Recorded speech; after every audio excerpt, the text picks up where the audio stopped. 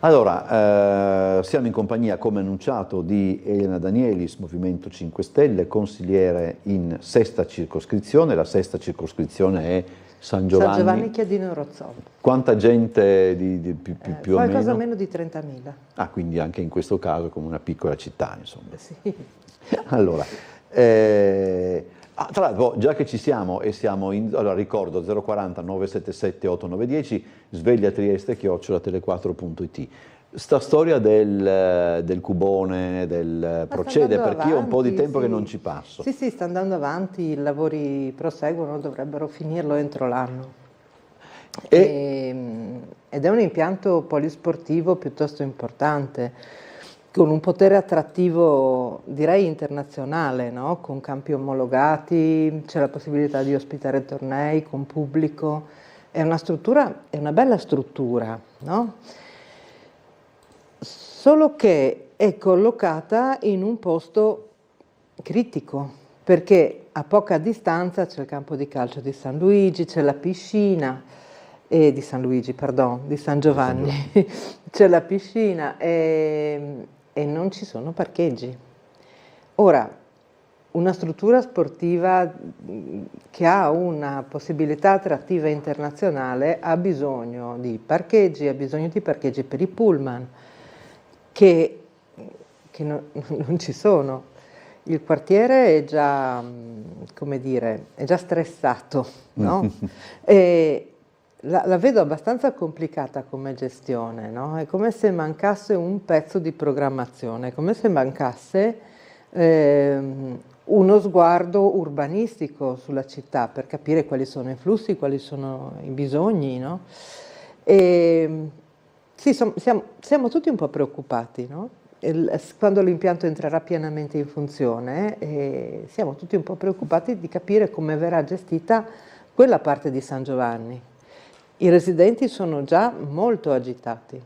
Ok, staremo a vedere, insomma. Staremo a vedere. Ci sarà lavoro per noi, mi pare di capire. Sì. Sentiamo la prima telefonata, buongiorno. Pronto, buongiorno. Prego. Buongiorno. Io volevo fare una domanda alla sua ospite e chiederle sinceramente la sua opinione, cosa ne pensa e se ne sa qualcosa di più. Allora, con oggi parti di T-Wallet, no? Siamo il 23.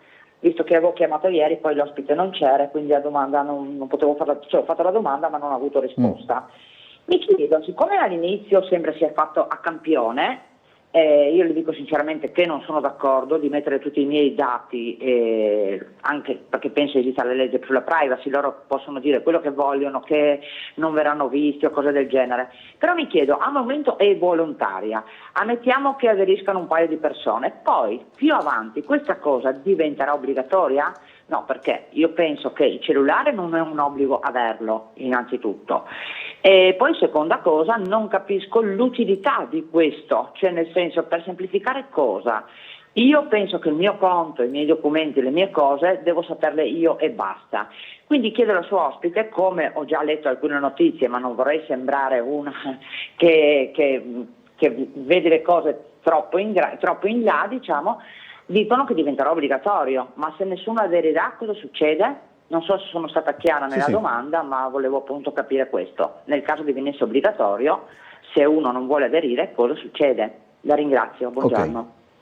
Ma si parla dei pagamenti tramite cellulare? No, ho visto qua il portafoglio dell'identità nazionale. Dal 23 ottobre i primi 50.000 cittadini, che si vede che si sono sottoposti volontariamente, potranno procedere al caricamento di alcuni documenti, patente, carta della disabilità e tessera sanitaria, con l'ottica di rendere il progetto operativo dal 2025.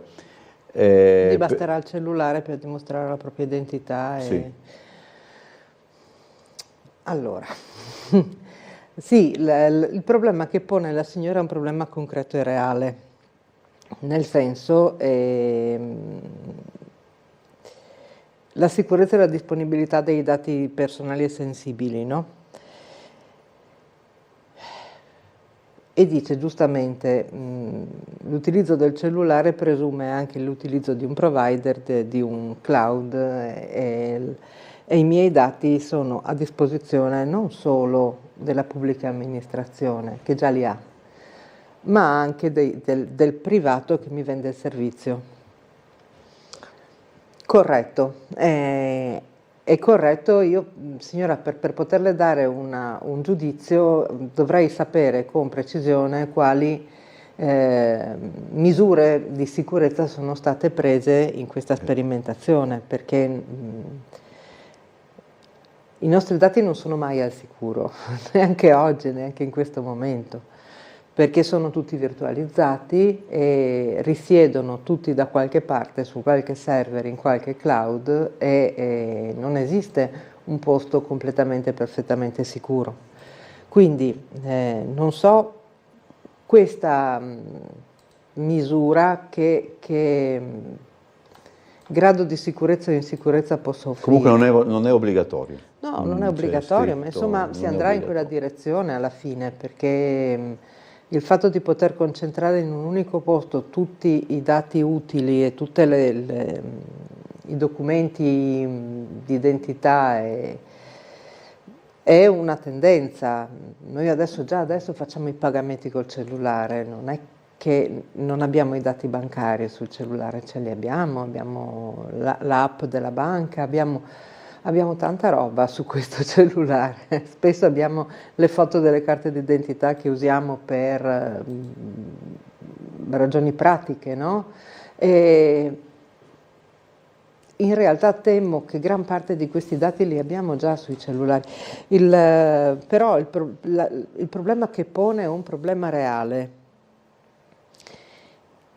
È un problema reale ed è un problema di commistione tra servizio privato e cosa pubblica, dati privati e utilità pubblica. Siamo all'inizio di un'era completamente diversa e mi pare che si vada un po' a tentoni. Sì, anche perché poi c'è quella cosa abbastanza strana che riguarda per esempio come si chiama, la ricetta, le ricette digitali, le prescrizioni farmaceutiche sì. digitali. Tu vai col computer e poi in alcune farmacie le stampano. Per cui bisogna anche mettersi d'accordo un attimo su questa, sì. su questa cosa, perché uno va tutto contento e pensa di essere tecnologico, carta. sì, o pensa anche di essere tecnologico, invece succede questo. Sì. Andiamo alla prossima telefonata. Buongiorno. Buongiorno, dottor Bosacchi, a lei e la sua ospite. Buongiorno signora. Buongiorno. Volevo dire, riguardo al cellulare, premetto che io ho un cellulare di quelli dell'età della clava, lo dice mio figlio.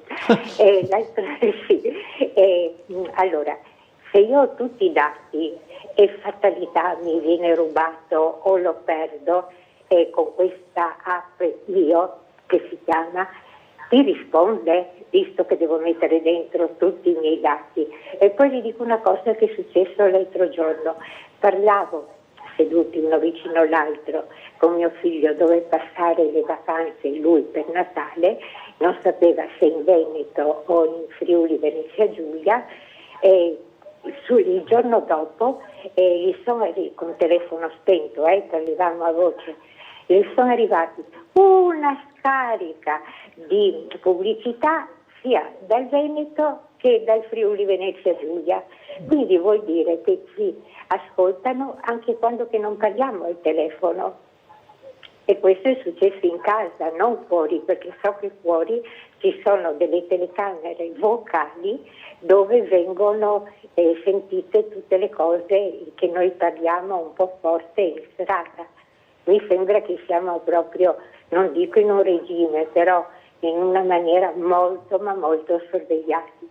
Io fino che il mio telefono lo troverò ancora in vendita, non prenderò mai uno smartphone. Arrivederci e buona giornata a tutti Grazie, due. Signora. Grazie signora. È abbastanza preoccupante. È preoccupante, è vero, è successo un sacco di gente, me compresa.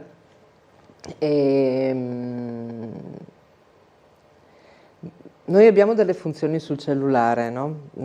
Sia che abbiamo, a prescindere dalla tecnologia che usa, i cellulari che montano tecnologie relative a Google hanno Hey Google, no? Che è l'assistente vocale. L'assistente vocale ascolta, No, ascolta, suo lavoro. abbiamo la possibilità di impostare, ma bisogna essere un po' accorti e forse avere un paio di cognizioni in più della signora.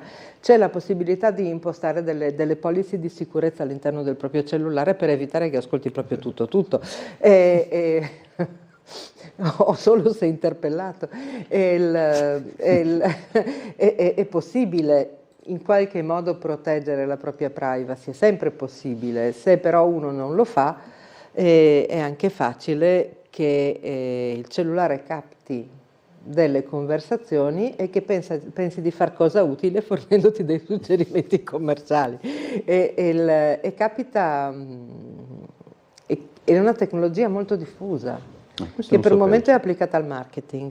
Sì, questo non sapevo, per dire la verità. Ogni tanto il mio capta magari delle cose che si dicono tra colleghi, eccetera, e risponde: non sono in grado di aiutarti. Ecco. Ed è anche una missione, diciamo così, dei propri limiti, che è accettabile e del tutto non umana per certi aspetti. Ma questa è una delle infinite applicazioni e forse delle prime applicazioni dell'intelligenza artificiale, che però sta facendo passi da gigante in tempi record. In tempi record, sì.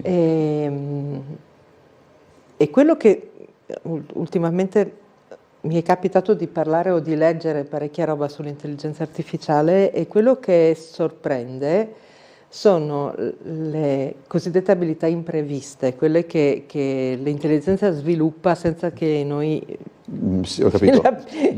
glielo chiediamo, insomma. Per esempio le traduzioni. È una delle prime che si sono notate, no? Perché nell'addestramento di varie intelligenze artificiali, tra cui appunto ChatGPT, eccetera, si sono accorti che a un dato momento era in grado di fare traduzioni, cosa che nessuno gli aveva chiesto di fare. Anche abbastanza inquietante. È molto inquietante. È inquietante fino a un certo punto. Noi abbiamo sviluppato una tecnologia che può essere che è dirompente, non può essere, lo è già, e che ha infinite applicazioni utili, infinite, però ha anche infinite applicazioni spaventose. E come tutte le nuove tecnologie inventate dall'uomo, bisognerà capire come farci i conti. Con la polvere da sparo i cinesi ci facevano i fuochi artificiali, no? E noi invece abbiamo ben pensato di ammazzarci, però tutti gli strumenti hanno due lati. Con un martello posso piantare chiodi e costruire mobili o ammazzare la gente. E bisogna capire come evolverà non tanto la tecnologia in sé quanto l'utilizzo che noi vorremmo farne. Diamo la prossima telefonata. Buongiorno. Buongiorno. Prego. Sono in linea? Sì. Sì. Allora, io mi chiamo Gianfranco, ho fatto il tecnico per parecchi anni su computer e telefonia, adesso sono in pensione. Beato lei. Quello che volevo dire è parlare di queste cose come parlare quando è uscita l'automobile e chi faceva le carrozze diceva che non aveva futuro. Cioè, è una cosa incredibile. Il fatto di poter avere tutti i documenti sul telefono è una cosa vantaggiosa, perché se casualmente molta gente lascia a casa i documenti, ti ferma la polizia e ce li hai sul tuo dispositivo portatile e ha valore legale, cioè nel senso non ti prendi la multa, puoi poterla consegnare il giorno dopo, penso che sia un grosso vantaggio. Poi la signora che diceva che il telefono ascolta, sì, è anche vero, però se uno fa delle ricerche ci sono delle cose che si chiamano cookie che vengono installate sul telefonino, sul computer, che permette di riconoscerti al dispositivo in maniera di non dover rifare di nuovo la ricerca. Chiaramente se dopo hai fatto le ricerche sul Veneto, sul Friuli Venezia Giulia, questi cookie ti riconoscono e ti arrivano le pubblicità mirate su queste cose qui. Comunque si può disabilitare su queste cose qui, si può andare sulle impostazioni del telefono e disabilitare il tracciamento personale. Ci sono molte query che si possono disabilitare o abilitare sul cellulare. E inoltre, per quanto riguarda la sicurezza anche dei nuovi dispositivi, quasi tutti sono con tecnologia NFC, che vuol dire che si possono appoggiare, si può pagare sul bancomat, robe varie, e se tu abiliti questa tecnologia hai l'obbligo di fare o il riconoscimento facciale o il riconoscimento con l'impronta, perché ce l'hanno tutti, e questo se ti rubano il telefono o te lo portano via, siccome c'è un codice che lo sai tu o un segno che devi fare sul telefono, questo non lo possono utilizzare. Inoltre adesso su Android 14, 15 e anche su iOS c'è la possibilità di rintracciare il telefono, di farlo suonare, di spegnerlo. Anche nelle impostazioni non si può più spegnere il telefono se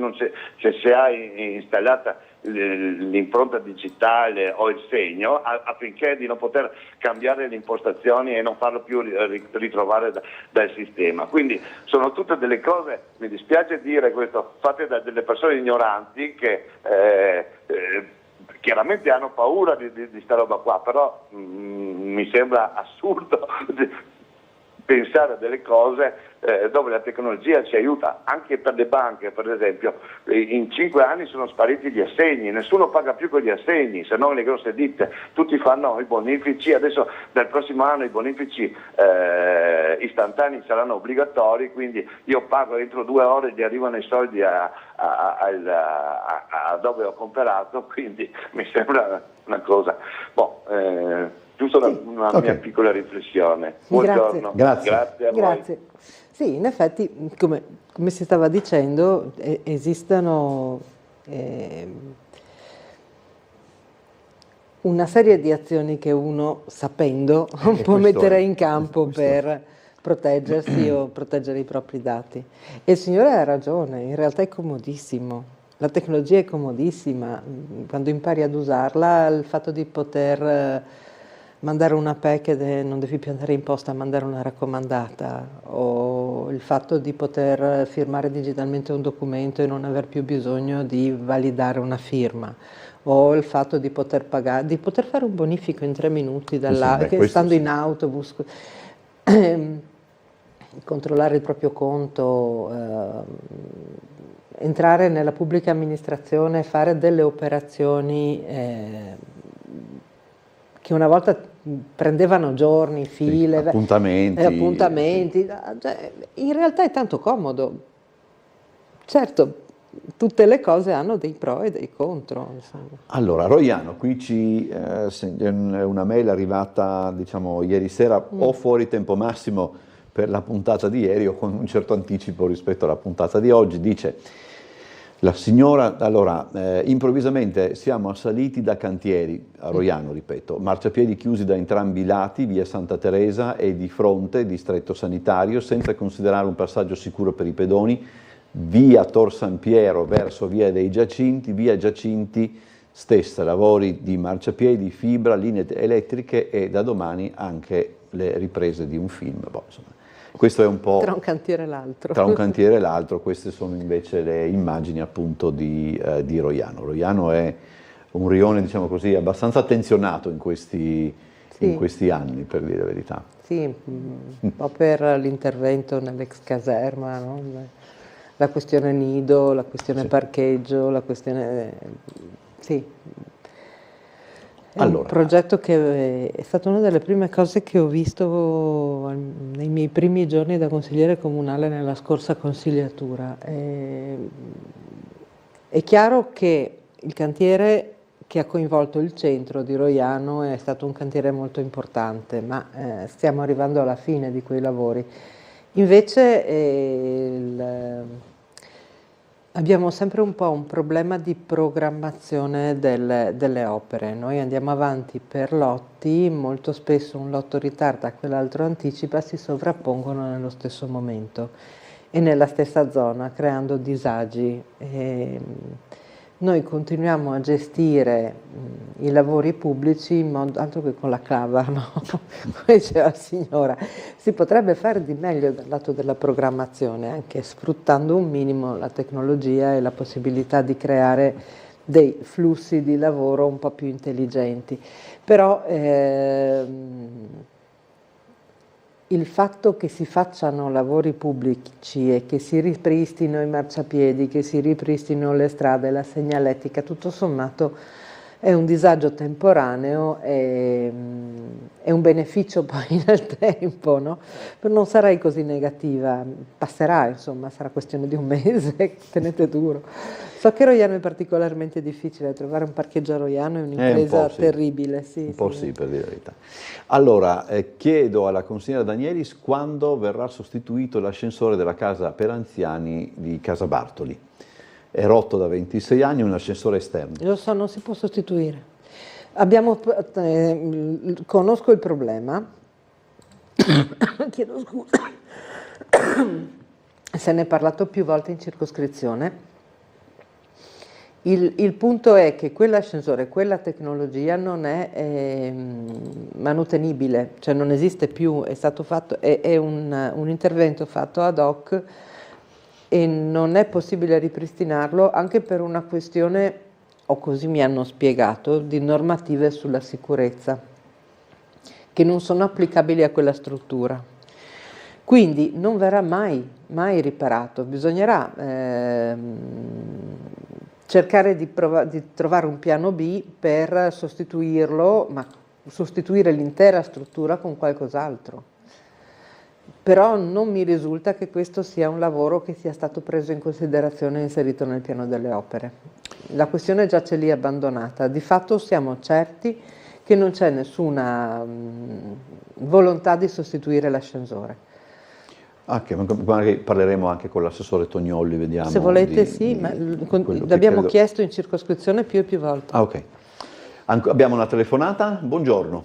Sì, pronto, buongiorno, sono in linea? Sì, buongiorno, in linea. Dottor Bosacci, buongiorno a lei e alla sua ospite, sono Fulvio. Guardi, solamente sentire che un ascensore non viene riparato da 26 anni è da mettersi le mani nei capelli e dire che la cittadinanza di Trieste, proprio con l'amministrazione del governo italiano... Ecco, questo le ha dato un asset... No, mi permetta ancora due cose. Allora, ieri ho avuto una visita specialistica, il specialista mi ha prescritto una radiografia, adesso io con quella prescrizione devo tornare dal mio medico affinché mi faccia la prescrizione per la radiografia. Ho 80 anni, io riesco ancora a muovermi, ringraziando Dio, no? E ti vanno a fare triangolazioni. Ma mi scusi, apro televideo e vedo che adesso le pensioni minime avranno un aumento col 25, da 614 euro a 620 euro. Tutte le pensioni che adesso vengono pagate dall'INPS, l'ex INPDAP, che il governo non ha mai versato una lira per i propri dipendenti, le pagano quelle dell'INPS adesso, tirando via i soldi a quelli che hanno versato nell'INPS. Ma è tutta una confusione, ma non vede un'altra cosa. Chi ha in mano i parcheggi pubblici? Ma chi ha in mano? Io devo digitare la targa per prendere uno stallo in affitto. Ma dove siamo fuori? Cos'è un negozio, un appartamento? Ma cos'è? Io già diverse volte questa settimana ho regalato ad altri e gli ho detto guardate è tutto un imbroglio, come il fatto gli stalli sulla carreggiata non possono starci, sono fuori legge, c'è una legge, ma tutte le leggi italiane qua le adoperano come serve, Ma stiamo scherzando? E noi dobbiamo stare con questa amministrazione, il più bel paese del mondo. Se ha un'amministrazione così, ma mi dispiace, ma sono affari loro, ma non nostri. Noi siamo un territorio libero dal 1947, dobbiamo essere derubati, stare anche zitti. Mi permetta una cosa, siamo derubati, voi lo sapete perfettamente, basta andare a leggere le leggi, l'IVA, dove termina lo Stato, dove termina? Le chiedo una cosa, anche perché così ricaviamo qualcosa di utile. Per quanto riguarda la prima cosa che lei ci ha raccontato, dobbiamo star zitti, ma l'Italia è il più bel paese del mondo. Mi ascolti un attimo, un momento, perché volevo capire una cosa. Lei è andato da uno specialista. Devono subire una cosa del genere. Grazie e una buona giornata. No, aspetti. No, ma volevo chiedere. Vabbè, mi incuriosiva. No, ha detto la cosa del trattato di pace, eccetera. Sì, no, ma era interessante perché se tu vai da un professionista ospedaliero dovrebbe essere in grado di farti una ricetta. Sì, o anche il tuo medico di mandarti la prescrizione anche in questo caso via mail, eccetera. Però siccome ad alcuni serve solo parlare di determinate cose, si vede che ci sono un sacco di fastidi, cioè tutti noi la prima volta che ci siamo trovati di fronte a un macchinetto di quelli dei parcheggi e ci ha chiesto la targa, abbiamo detto ma perché? Vabbè, per evitare che tu dia via il tuo biglietto a qualcun altro. Però in questo caso, adesso lo dico, non vorrei fare pubblicità eccetera, però c'è questa app che si chiama Easy Park, dove tu parcheggi addirittura e paghi il periodo tempo finché non te ne vai, certo. Finché non te ne vai, quindi insomma, poi dopo qualcuno dirà ma è difficile, invece in realtà è facilissima. Andiamo in pubblicità, poi torniamo. L'utilizzo della tecnologia.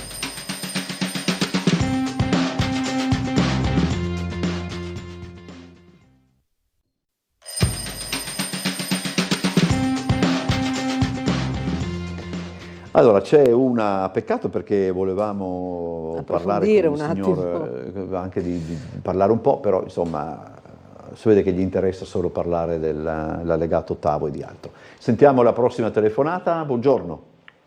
Buongiorno Bosatti. Buongiorno A lei e alla Danielis, Nivea. Allora, io volevo dire a proposito della telefonata del signor Fulvio, se è stato obbligato ad andare dal medico di base a fare la richiesta per l'esame specialistico, vuol dire che è andato da un medico in privato, perché se no altrimenti è obbligo del medico della mutua specialistico fare la richiesta direttamente lui, punto.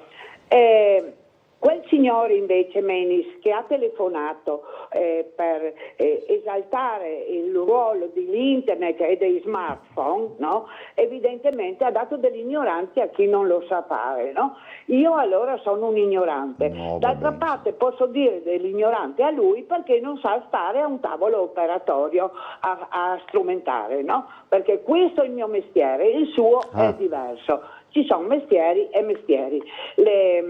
Per la privacy sono cominciate con le carte raccolta appunti dei vari supermercati che tutti ce le hanno in tasca. Io non le ho mai avute perché non voglio che mi si controlli che cosa compro e che cosa non compro, ecco, perché sennò ti quantificano anche quanta carta igienica adoperi nel tuo servizio.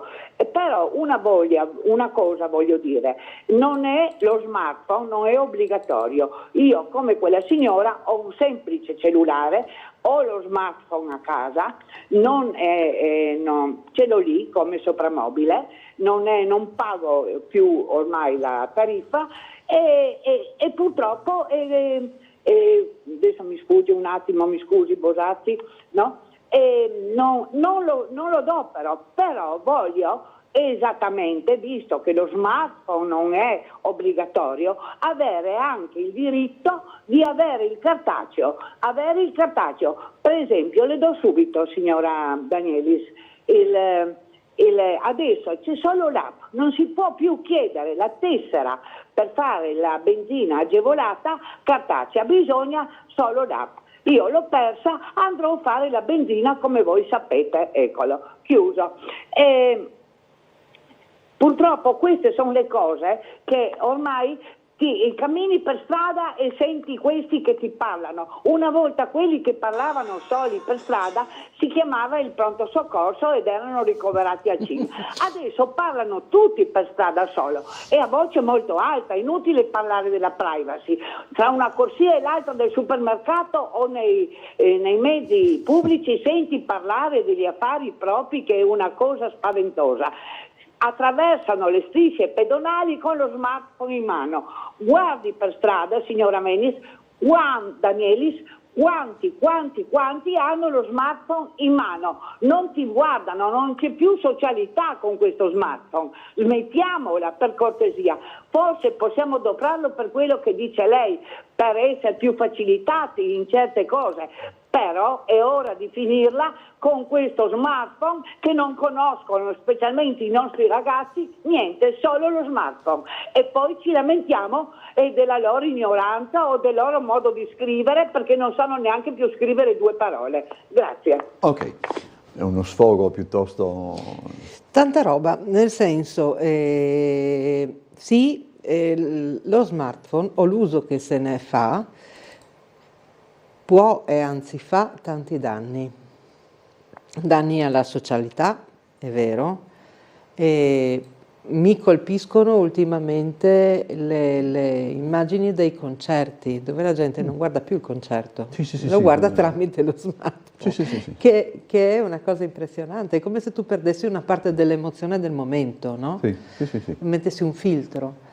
O quando vai a cena con qualche amica e prima di poter toccare il piatto questa deve fare la foto perché lo deve mettere sui social, ed è una cosa che mi fa sempre un po' sorridere.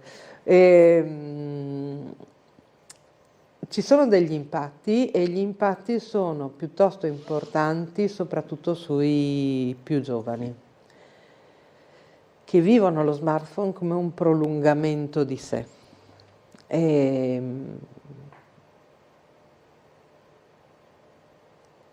E passano la vita con le cuffie.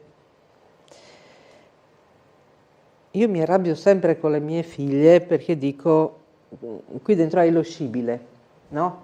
Hai lo scibile, qualsiasi dubbio ti possa venire in mente, hai la possibilità di risolverlo e anche di approfondirlo, perché ci sono i paper scientifici, ci sono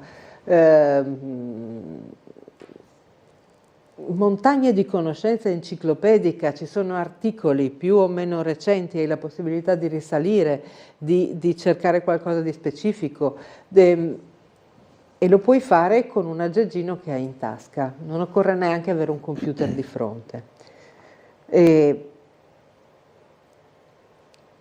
Ci sono delle potenzialità negli smartphone che sono enormi e non vengono minimamente sfruttate. E non vengono neanche comunicate, cioè la gente in realtà non è consapevole di quello che ci può fare. Io spero che le mie figlie lo siano, ma a forza di dirlo.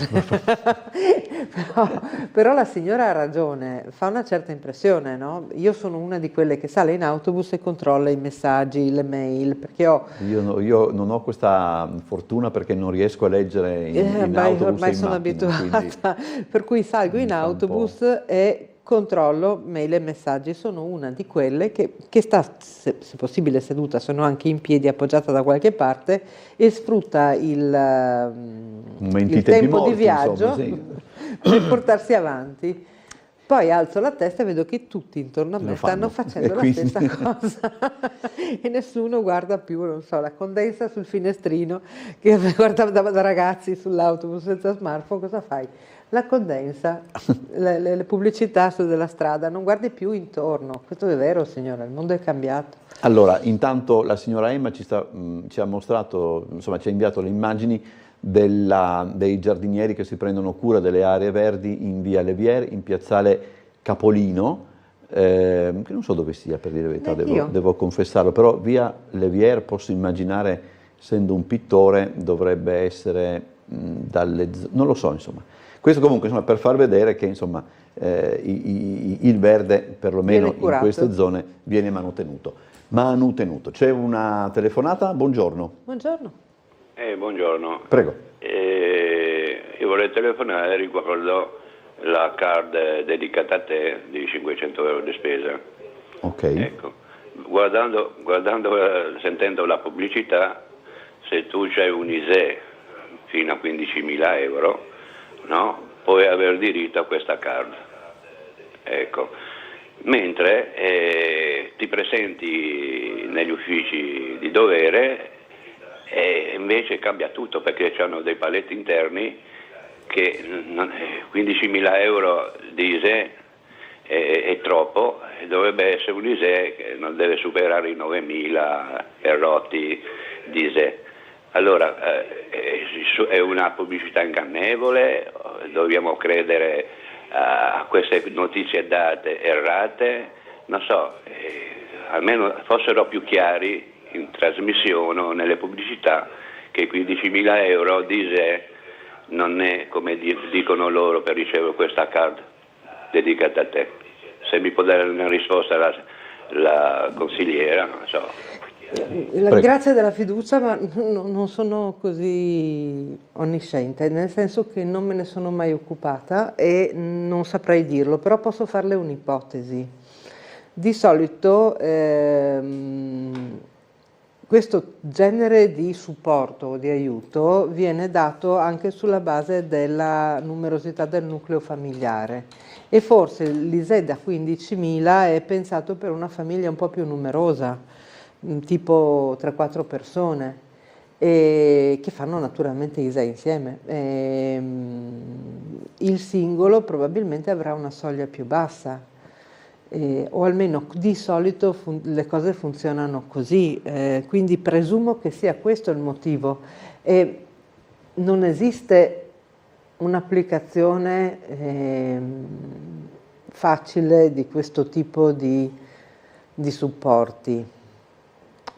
Qui c'è dunque, dice i beneficiari non devono presentare alcuna domanda, sono individuati d'ufficio nei limiti delle carte assegnate ad ogni singolo comune tra i possessori dei requisiti previsti, ordinati sulla base di specifici criteri di priorità indicati dal decreto che tengono conto dei nuclei composti da almeno 3 componenti, da componenti minorenni con precedenza dei più piccoli con valore di ISEE più basso e sempre 15.000 euro, non si deve superare i 15.000 euro annui di ISEE. La misura consiste in un contributo economico per nucleo familiare di 500 euro erogato a partire da settembre 2024 attraverso carte elettroniche di pagamento prepagate e ricaricabili, messe a disposizione da Poste Italiane SpA.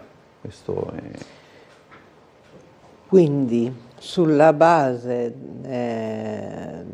del reddito familiare dovrebbe essere automatico, automaticamente viene l'arrivo di queste carte, penso, attraverso le poste. Quindi non serve fare domande. Quindi non serve fare, i beneficiari non devono presentare alcuna domanda. Che ci sia una certa cifra a disposizione e che quindi si va ad esaurimento sulla base della necessità del nucleo familiare. Può essere, sì. I dettagli sono indicati che illustra anche la procedura di accesso al servizio per i comuni. Vabbè, questo magari è un'altra cosa. Intanto sentiamo chi è in linea. Buongiorno. Silvia. Buongiorno. Mi allaccio proprio a questa cosa dei bonus. Io non ho la minima, ho qualcosetta in più, sono comunque con una pensione sotto i 1.000 euro e vi assicuro, io sono single, vi assicuro che non c'è un bonus, uno, per i single. Uno. Questo può essere, ne discutevamo anche l'altra settimana con un'altra... Esatto, ero proprio io che lo porto là. Aveva chiamato lei, ok. Faccio un esempio, quando è venuto sul governo Meloni, la prima cosa che ha fatto, ha tolto dai 15.000, siamo passati ai 9.300 euro per il bonus energia. Da 15.000 euro di ISEE, chi superava i 9.300 e qualcosa, non ha perso il bonus energia. Okay. Questa è la prima cosa che ha fatto la Meloni. Poi tutto il resto, ci tengono, io adesso la metto in ridere, ci tengono alla nostra salute, il single deve dimagrire e pensiamo e basta, perché vi assicuro, io non è che non sono andata, come è stato detto da un signore più dopo, che non sono andata al sindacato. Quella è un'altra cosa tra l'altro rispetto a quello che dice lei, perché appunto un conto è quelle che possono essere le,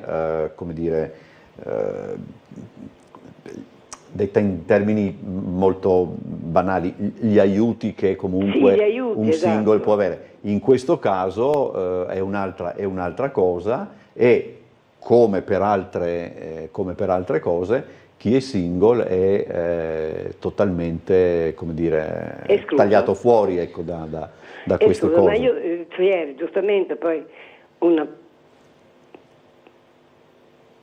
Non c'è più.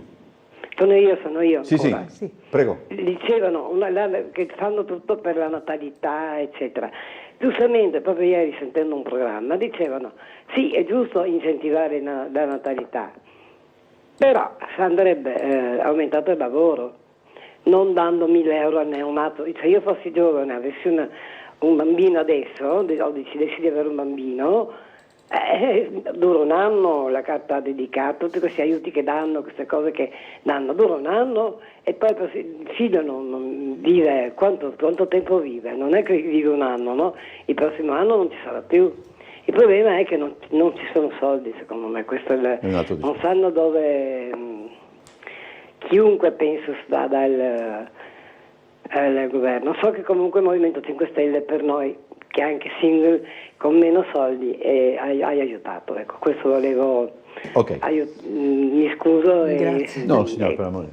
Adesso io non vorrei sembrare riguardoso, però c'è una vignetta di Englaro che arriva al momento giusto, dice: se aumentare le tasse per i single, adesso finalmente ho un motivo per star con te, dice il marito alla moglie. Se vuoi commentare. Allora, intanto grazie del riconoscimento, non capita spesso e fa piacere. Sotto Longera è via Leviere e piazzale okay. Capolino. Ecco, chiedo scusa. Peraltro ci ho anche vissuto un periodo sotto Longera, ma non me ne ero accorta. È vero che il governo Meloni sembra prendersela con i poveri, con quelli che hanno di meno. Ci sono tutta una serie di misure che sono state tolte, ridotte, rimodulate, a tutto svantaggio di coloro che non hanno un reddito alto o che non hanno un reddito. È anche vero che le misure pro natalità sono degli una tantum che servono a poco e non certo a incentivare la natalità. Per incentivare la natalità, come diceva giustamente la signora, ci vuole lavoro sicuro, ci vogliono servizi all'infanzia, ci vogliono servizi alle famiglie, ci vuole tutta una serie di cose che per esempio ha fatto la Francia a suo tempo, incentivando la natalità, ma è necessario un investimento importante. Sembra che gli investimenti vadano altrove, su opere poco desiderate, su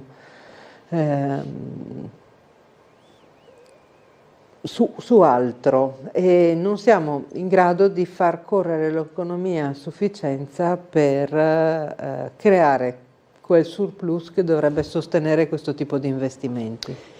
Allora, dice un telespettatore, fa presente che per chi non ha lo smartphone la card per lo sconto regionale agevolato non è obbligatoria, viene rilasciato un foglio con la foto del QR code da presentare al gestore di qualsiasi distributore di carburante. Questa card, poi dice il telespettatore o il telespettatore, è totalmente gratuita. Quindi questo per Buono quanto sapersi, grazie dell'informazione. Prego. No, se c'è qualcosa di... C'è un'altra mail, no, molti discutono appunto sull'uso dello smartphone, che nella maggior parte è quasi una dipendenza, come una droga, io non arriverei a questo, laddove invece ci chiede Giorgio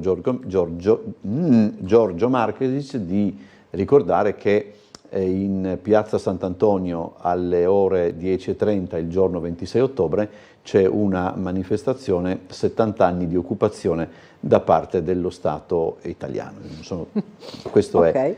è. A proposito di manifestazioni, ricordiamo che venerdì pomeriggio alle 5 ci sarà la grande manifestazione organizzata dal Comitato Novo Via per far vedere a questa amministrazione quanto la città sia contraria a quest'opera, per cui se tra gli ascoltatori ci sono persone che sono contrarie alla realizzazione dell'Ovovia, sappiano che venerdì alle 5:30 Da Piazza Oberdan partirà la manifestazione che arriverà, se non sbaglio, in Piazza Unità.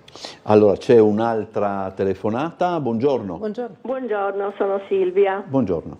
Saluto la sua ospite che conosco di persona e che stimo molto perché è una persona molto equilibrata. Grazie. E volevo semplicemente dire che questo governo davvero, a me dispiace perché, non so, anche i governi pessimi che magari io non ho votato, ma insomma tanti disastri non li hanno fatti, perché non fanno una che sia giusta, una.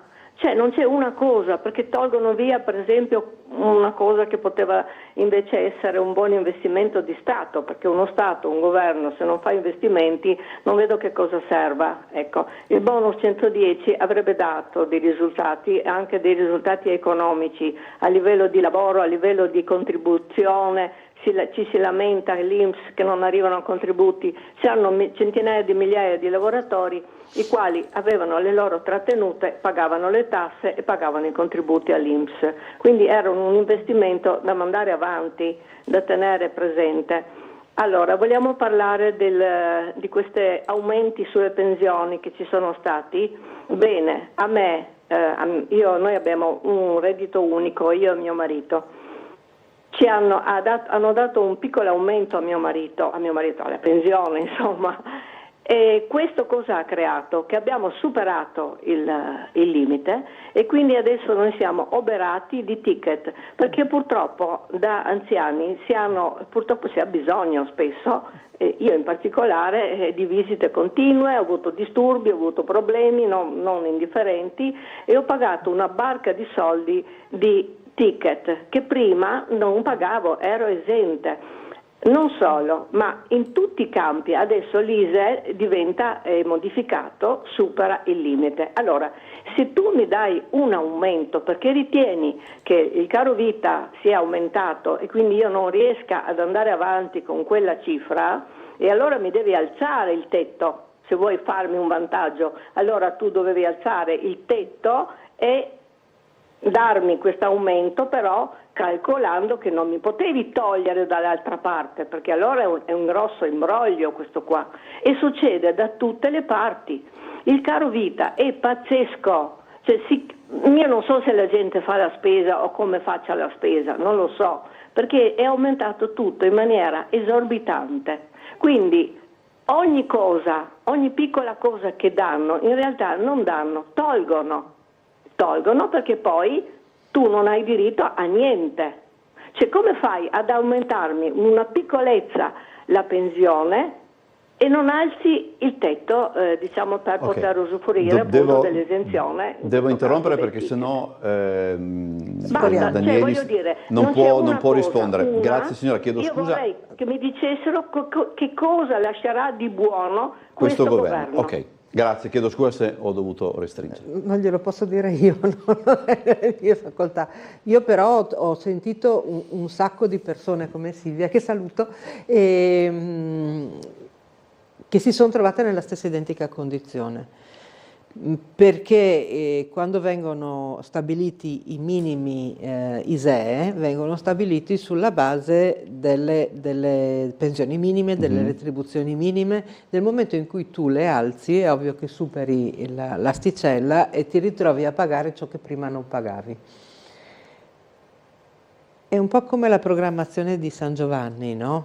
Cioè, bisognerebbe avere una visione d'insieme, no?